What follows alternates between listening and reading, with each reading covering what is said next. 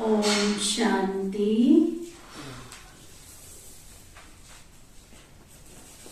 आज हम बाबा के जो संदेश सुन रहे थे उन संदेशों को आगे बढ़ते हुए सुनेंगे। आज का जो संदेश है, स्नेह के साथ साथ ज्ञान का फाउंडेशन मजबूत करो। आज के संदेश में विशेष बाबा ज्ञान का फाउंडेशन मजबूत करने का इशारा दे रहे हैं। तो दादी जी सुना रहे हैं, आज जब मैं वतन में बाबा के पास गई तो बाबा दिखाई नहीं दिए। थोड़ी देर के बाद बाबा को देखा तो मैंने पूछा, बाबा कहाँ गए थे? तो बाबा बोले, आज गुरुवार का दिन है ना। तो गुरुवार को क्या होता है? भोग लगता है। आज गुरुवार का दिन है तो सभी बच्चों के पास चक्कर लगाने गए थे। समझ में आया? जो जो बाबा को प्यार से भोग लगाते हैं तो बाबा फिर चक्कर लगाते, देखते। वैसे तो साकार रूप में इतने थोड़े समय में सब जगह नहीं पहुंच सकता था। अब तो अव्यक्त वतन में अव्यक्त विमान के द्वारा रॉकेट से भी जल्दी पहुंच सकते हैं। तो हमने कहा, दादी जी कहते हैं बाबा को, हमने कहा, बाबा आपने चक्कर लगाया तो उसमें आपने क्या देखा? तो बाबा ने कहा, मेजॉरिटी बच्चे अभी तक स्नेह में अच्छे चल रहे हैं। बाबा से प्यार है, स्नेह है। बहुत ऐसे भी हैं जिन्हों के अंदर कुछ संकल्प भी है कि न मालूम क्या होगा, परंतु संगठन के सहारे अब तक ठीक है।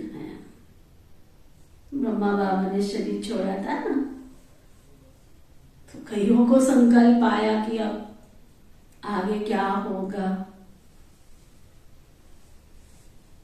तो अब स्नेह के साथ ज्ञान का बाबा ने कहा कि स्नेह के आधार पर जो बच्चे अभी तक ठहरे हुए हैं, प्यार से चल रहे हैं, स्नेह से चल रहे हैं, तो अब स्नेह के साथ ज्ञान का फाउंडेशन जरा भी ढीला हुआ तो बच्चों पर वायुमंडल का असर बहुत सहज हो सकता है। इसलिए हर एक बच्चे को अपनी चेकिंग करनी है। फिर भी व्यक्त देह में हो तो स्नेह में पहले फोर्स अच्छा रहता है, क्योंकि शरीर में हो तो प्यार से प्यार का फोर्स काम करता है। लेकिन इस स्नेह पर फिर जैसे जैसे दिन पढ़ते जाएंगे तो वायुमंडल का असर भी जल्दी पड़ सकता है। स्नेह में भल कहते हैं कि शिव बाबा कल्याणकारी है। प्यार है तो कहेंगे हाँ शिव बाबा कल्याणकारी है, बहनें बहुत अच्छी है, आश्रम बहुत अच्छा है, सब कुछ अच्छा लगेगा। या बाबा ने जो किया वो भी ठीक। स्नेह के वश संकल्प बंद किया हुआ है। स्नेह की रिजल्ट मेजोरिटी की अच्छी है, अधिक है। वायुमंडल का असर हमारे पर ना हो और हमारा असर वायुमंडल पर ना हो, तब कायदे मुजिब चल सकते हैं। समझ में आया? ना तो वायुमंडल का असर हो, ना हमारा वायुमंडल पर असर हो। हमने कहा बाबा हमारे पास तो ज्ञान की ही बातें चलती है। सुना? हम क्या कहेंगे, हम आपस में क्या कर रहे हैं, ज्ञान की बातें चलती हैं। तब बाबा ने कहा बच्ची ज्ञान के फाउंडेशन से अपने को संतुष्ट रखें, ऐसे बच्चे बहुत थोड़े हैं। तो आज बाबा ने ये रिजल्ट बताई और कहा कि सभी को जाकर सुनाना कि वायुमंडल को हमें चेंज करना है, ना कि वायुमंडल हमको चेंज करे। हमारे में इतनी ताकत हो कि हम वायुमंडल को चेंज करते। फिर तो बाबा को भोग स्वीकार कराने के बाद, बाबा को प्यार से भोग स्वीकार कराया, फिर बाबा ने एक बहुत सुंदर सीन दिखाई। एक बहुत बड़ा हॉल था। उस हॉल में चारों ओर से बहुत बदबू आ रही थी। हॉल तो बहुत बड़ा था, परंतु चारों ओर से बदबू आ रही थी। उस कमरे में से 2-3 बहुत अच्छी खुशबूदार अगरबत्ती भी जल रही थी। धीरे धीरे अगरबत्ती की खुशबू ने बदबू को दबा दिया। खत्म तो हो नहीं सकती, दबा दिया। तो बाबा ने सुनाया, देखो बच्ची, चारों तरफ बदबू का वायुमंडल था, लेकिन इतनी सी अगरबत्ती ने वायुमंडल को बदल दिया। तो तुम बच्चों पर जब देखो कि वायुमंडल का असर होता है, तो अगरबत्ती का मिसाल सामने रखो कि हम सर्वशक्तिमान बाप के बच्चे हैं। अगर वायुमंडल का असर हमारे पर आए तो इससे तो अगरबत्ती अच्छी है ना। जब तुम बच्चे पावरफुल खुशबूदार बनेंगे ना, तब ये वायुमंडल दब जाएगा। बाबा ने कहा अब हर एक बच्चे को शिक्षा तो मिली हुई है। बाबा ने ज्ञान की सब शिक्षा दी है, कैसे चलना है, कैसे उठना, कैसे बैठना, सब कुछ बाबा ने सिखाया। शिक्षा भी सभी को बड़े मीठे रूप से मिली हुई है और सब बाबा की शिक्षाओं को बहुत मीठे रूप से, प्यारे रूप से सुनते हैं। लेकिन जैसे ही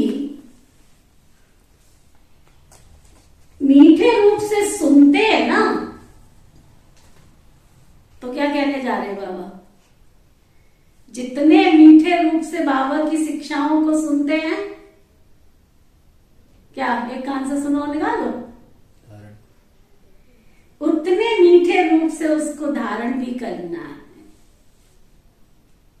मीठापन चिपकता बहुत जल्दी है। जो ऐसे मीठा बनेंगे तो बाप से चिपक जाएंगे। बाबा की शिक्षाओं को धारण करके बाबा से चिपक जाएंगे। याद और मीठापन नहीं होगा तो, याद और बाबा की शिक्षाओं का मीठापन अंदर नहीं गया तो अलग थलग पड़े रह जाएंगे। जैसे नमकीन चीज आपस में कभी नहीं मिलती है ना, देखो कितना अच्छा उदाहरण दिया बाबा ने। नमकीन चीज मिलती है आपस में, हाँ, और मीठी चिपक जाती है ना एक दूसरे के साथ। तो ऐसे ही जो बच्चे होंगे उनकी अवस्था योग युक्त नहीं रहेगी ना। जो ऐसे होंगे उनकी अवस्था क्या होगी, योग युक्त नहीं रहेगी। सुना? तो अब क्या करना है, तो जैसे बच्चों ने सुना, जो शिक्षा बाबा ने जिस समय दी, बाबा क्या कहना चाह रहे हैं संदेश के अंदर, कि जिस समय बाबा ने जो शिक्षा दी है ना, उसको ये नहीं कल करूंगा, परसों करूंगा, दरसों करूंगा, सोच ही तो रहा था मैं अभी, उसी समय उस स्वरूप में उसको धारण करेंगे तो बहुत बल मिलेगा। जब बाबा ने शिक्षा दी, जैसे शिक्षा दी, और हमने प्रैक्टिकल में देखा, दादियों को दीदियों को हमने प्रैक्टिकल में देखा है ना। हम तो दीदी मनमोहिनी को और दादी जी को बहुत अंग संग देखा ना हमने, दादियों को कितना, ये हमारी जो दादियां, इनकी यूनिटी कितना प्यार, कितना एक बल भरोसा। सचमुच अगर ये दादियों का शरीर भले 350 थे, लेकिन आत्मा सबकी एक थी। एक ने कहा, दूसरे ने मानी, सब बन गए ब्रह्म ज्ञानी। बाबा ने इशारा दिया, सत्य वचन महाराज यहीं से चला है। बाबा ने कहा, उसमें किंतु परंतु कुछ है ही नहीं, बस उसी समय जो बाबा ने कहा, जैसे बाबा ने कहा, उसमें कोई क्वेश्चन मार्क नहीं है, ऐसे कैसे होगा, वैसे कैसे होगा, नहीं जी बाबा, हाँ जी बाबा। बाबा ने कहा है ना, भगवान ने कहा है, तो भगवान वही बात कहेगा जो मेरे से हो सकती है, वही वो कहेगा, दूसरी नहीं कहेगा, है ना। देखो मेरे को भी अनुभव याद आता है कि तो बाबा के द्वारा जो बाबा ने वरदान दिए, उस समय तो हम छोटे थे, हमें समझ नहीं आता था। पर्सनली बाबा से जाकर के मिलते थे, गुलजार दादी के तन में शिव बाबा आते थे, तो उस समय लगता था कि बाबा तो कह रहा था कि ऐसे है। अब देखने में आता है कि सचमुच बाबा ने जो वरदान दिए, कैसे कैसे एक एक वरदान प्रैक्टिकल में भगवान ने दिया है ना, हमने उसमें संशय कैसे पैदा कर लिया। तो वो बाबा इस संदेश के माध्यम से बता रहे हैं कि भगवान ने मुझे शिक्षा दी है, मेरी पात्र क्षमता देख करके मुझे दी है, मेरी योग्यता देख करके मुझे ये शिक्षा दी है। मेरे में उसने देखा है कि ये बच्चा, ये बच्ची शिक्षा को धारण कर सकती है, कर सकता है, तभी उसने ये शिक्षा दी है। ठीक है, अगला संदेश, अंतिम विनाश की सीन देखने के लिए अडोल स्थिति बनाओ।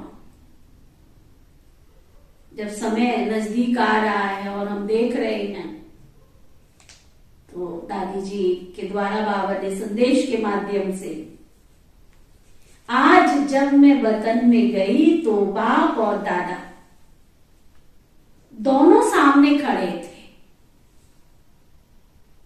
जाते ही नैनों की मुलाकात से सभी की जो याद प्यार लेके गई थी ना, वो मैंने बाबा को दे दी। बाबा की दृष्टि बाबा से मिली और देखते देखते बाबा को सब की याद प्यार दे दी। जैसे ही मैं याद दे रही थी ना बाबा को, तो साकार बाबा ने मेरा हाथ पकड़ा। उस हाथ पकड़ने में न मालूम बाबा का क्या जादू था। इमर्ज करो जरा वो सीन। हाँ, सूक्ष्म वतन में दादी जी बाबा के सामने खड़ी है, नैनों से मुलाकात हो रही है और बाबा प्यार से आकर के उस समय पर हाथ पकड़ ले वे। क्या जादू था।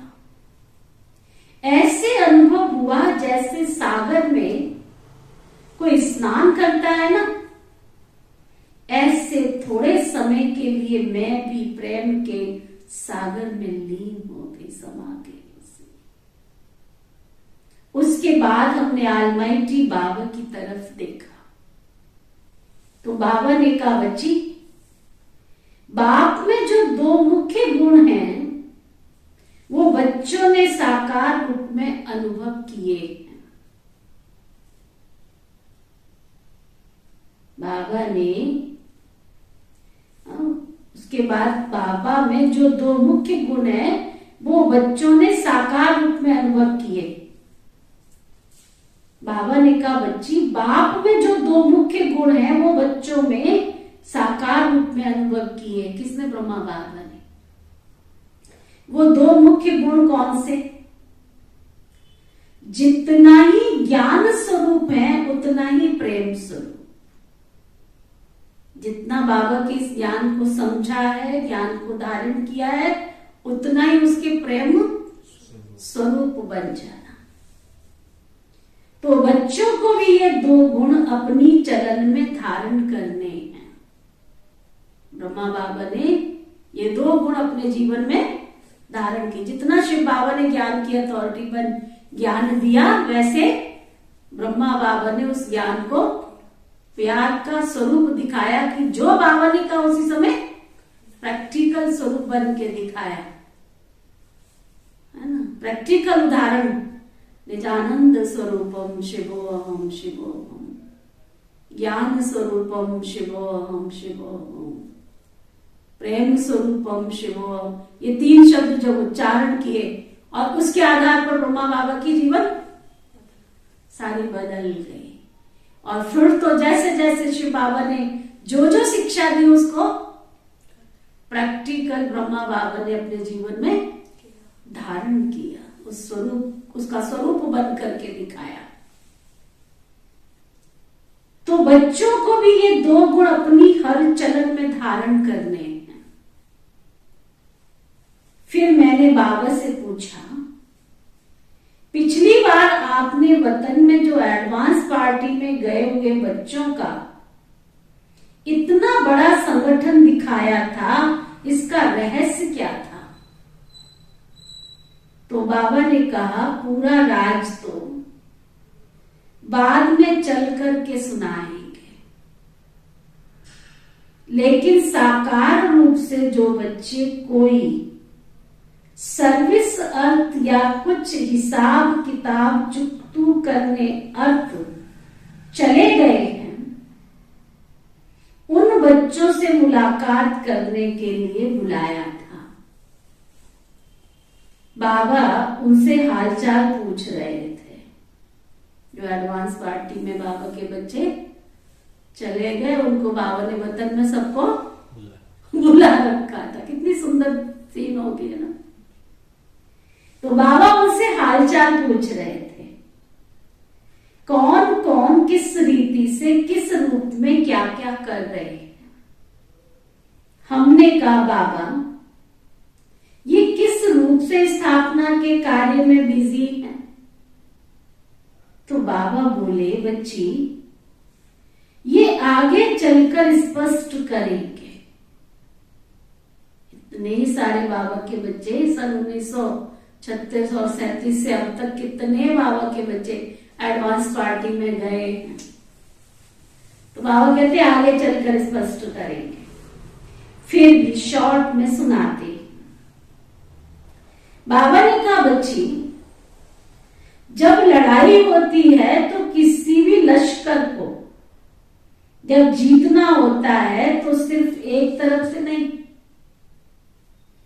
किसी भी लश्कर को जब जीतना होता है तो एक तरफ से नहीं, चारों तरफ से लश्कर भेजकर पूरा घेराव डालते। तो इस संगठन से ये मालूम हुआ कि जो भी बच्चे गए हैं वे चारों ओर फैल गए। अभी चारों तरफ स्थापना की नींव पड़ गई है, बाकी अब ऑर्डर देने की जरूरत है। बस तैयारी सारी चालू है, सिर्फ ऑर्डर देने की। बाबा बस 1 सेकंड में इशारा करेंगे, नींव पक्की हो रही है अंदर ही अंदर सदियों की दुनिया की। फिर तो बाबा ने 4 स्टेजेस की एक सीढ़ी दिखाई, 4.5 सीढ़ी। पहली स्टेज दिखाई ज्ञान सुनना, सोचना, समझना और फिर निश्चय करना। समझ में आया? क्या समझ आया? ज्ञान सुनना, फिर सोचना, फिर उसको समझना, निश्चय करना। कोई सोच करता है, कोई मंथन करता है। दूसरी स्टेज बाबा ने बताई कि अंत समय कैसे विनाश हो रहा है, कहां बाढ़ में कोई डूब रहे हैं, कहां क्या हो रहा है। लेकिन शक्ति दल और पांडव बिल्कुल अचल अडोल खड़े थे। इमर्ज करो, हमारी अवस्था है ऐसी।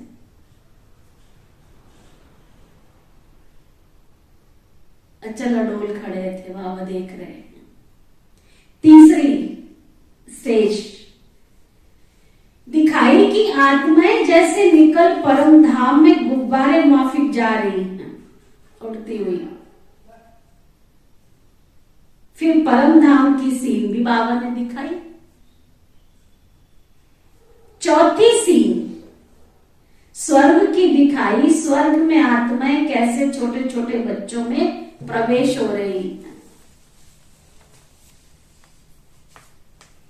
तो ये सभी स्टेजेस सीढ़ी के चित्र के रूप में दिखाई। ये सीढ़ी दिखाने का रहस्य बाबा ने बताते हुए कहा, बच्चों की बुद्धि में ये घूमता रहे कि अब हमारी क्या स्टेज है। तो ना 4 स्टेज बाबा ने बता दी। अब उनमें से अपने आप को चेक करो, मैं कौन सी स्टेज पर खड़ा हूं। उसमें आप बच्चों की अडोल अवस्था रहे। फिर बाबा ने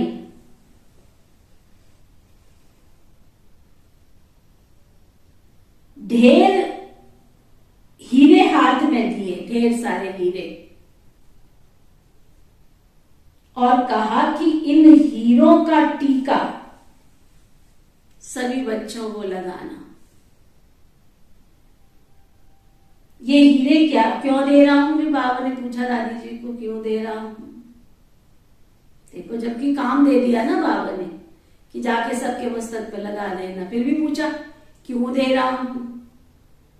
क्योंकि हीरे मिसल आत्मा मस्तक में रहती है तो हरेक आत्मा सच्चा हीरा बन चमकती रहे। ये आशीर्वाद के साथ बाबा ने दादी जी को हीरे दिए। तो जो अब तक हमने संदेश सुने बाबा के, उन सभी संदेशों का सार देखो बच्ची, सारी तरफ चारों तरफ वायुमंडल में क्या थी? बदबू। लेकिन इतनी सी अगरबत्ती ने वायुमंडल को भी बदल दिया। तो तुम बच्चों को जब देखो कि वायुमंडल का असर होता है तो अगरबत्ती का मिसाल सामने रखो। हम सर्वशक्तिमान बाप के बच्चे हैं। अगर वायुमंडल का असर हमारे पर आवे तो इससे तो अगरबत्ती अच्छी है ना, है ना? उसके ऊपर तो बदबू का कोई असर नहीं होता है। तो इससे तो अगरबत्ती अच्छी है ना। तो जब तुम बच्चे पावरफुल खुशबूदार फूल बनेंगे तो क्या होगा? जब तुम बच्चे पावरफुल खुशबूदार फूल बनेंगे तो क्या होगा? वायुमंडल चेंज हो जाएगा। ठीक है, तो ये था बाबा का संदेश जो हमने सुना आज तक। आगे कल सुनेंगे और बाबा के संदेश। लेकिन अब तक हमने जो संदेश बाबा का सुना आज, क्या समझ में आया? बाबा ने वायुमंडल के अंदर ना हो, आप अगरबत्ती बन के खुशबू फैलाओ। किसी भी वायुमंडल में रहो लेकिन उसका असर तुम्हारे ऊपर नहीं आना चाहिए। दुनिया का भ्रष्टाचारी विकारी कैसा भी वायुमंडल है, लेकिन उसमें रहते हुए भी मुझे क्या बनना है? अगरबत्ती के समान खुशबूदार बना। मेरे चरित्र की खुशबू, मेरे दिव्य गुणों की खुशबू वो दूर दूर तक फैले। और बाबा ने नमकीन का एग्जाम्पल दिया, कितना अच्छा एग्जाम्पल दिया बाबा ने कि देखो मीठे में क्या होती है? चिपक होती है, और नमकीन में चिपक नहीं होती है। तो बाबा जो ज्ञान दे रहे हैं उस ज्ञान को समझकर, शिक्षा बाबा ने कहा, बाबा की शिक्षाओं को मीठे रूप में धारण करना है और सबको धारणा करानी है। तो मीठेपन से देना है जिससे सब एक दूसरे के नजदीक आवे, खारे नहीं बने, नमकीन ना बने। बाबा ने 2 गुण बताए, प्रेम और ज्ञान स्वरूप। हाँ, बाबा ने कहा 2 गुणों को विशेष धारण करना है। एक है ज्ञान स्वरूप और दूसरा प्रेम। ज्ञान स्वरूप भी बनो और साथ साथ प्रेम स्वरूप बनकर उसको धारण करो। ठीक है, और विनाशकारी समय में भी आपकी अवस्था कैसी? 4 स्टेजेस आज विशेष बताई बाबा ने। पहली स्टेज ज्ञान को सुनना, सोचना, समझना और उसको निर्णय करना या समझना या समझाना। और दूसरी स्टेज बाबा ने कहा सोचते हैं, फिर उसके बाद एक है विचार सागर। विचार सागर मंथन करते हैं। दूसरी स्टेज बाबा ने बताई विचार सागर मंथन करना। और तीसरी स्टेज बाबा ने देखा कि आत्माएं उड़ के जा रही हैं, गुब्बारे। हाँ, गुब्बारे मिसल आत्माएं ऊपर की तरफ जा रही हैं, जिसको कहते हैं इस संसार में रहते हुए उड़ती अवस्था का अनुभव करना। देह भी याद ना आवे और देहधारी भी याद ना। सुना, ये अवस्था हमको बनानी है। देह भी याद ना आवे, देहधारी भी याद ना आवे। और चौथी अवस्था परम धाम के स्वरूप की, सतयुग की, है ना। सतयुग में कैसे पॉइंट ऑफ लाइट आत्माएं जा रही हैं और बच्चों में प्रवेश करके देवताई स्वरूप धारण कर रही हैं। तो अपने उस देवताई स्वरूप को हमने बार बार इमर्ज करना। ओके, ओम शांति शांति शांति।